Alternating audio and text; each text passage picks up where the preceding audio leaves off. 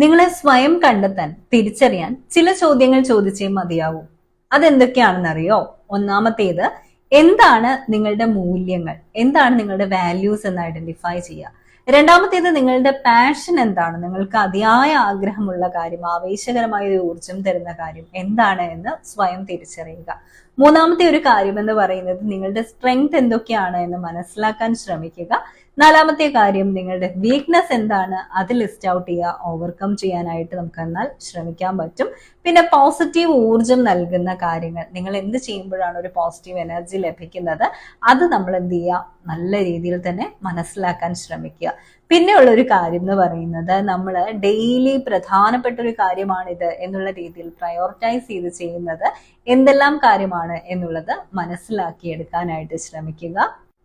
പിന്നെ എന്താണ് നമ്മുടെ ലക്ഷ്യം, ജീവിതത്തിൽ ചെയ്യാൻ ആഗ്രഹിക്കുന്ന ഒരു കാര്യത്തെ ഒരു വലിയ ലക്ഷ്യമായി കണ്ടുകൊണ്ട് നിത്യേന അതിനുവേണ്ട കുഞ്ഞു കുഞ്ഞു സ്റ്റെപ്പുകളെങ്കിലും നമ്മൾ എടുത്തു തുടങ്ങുക.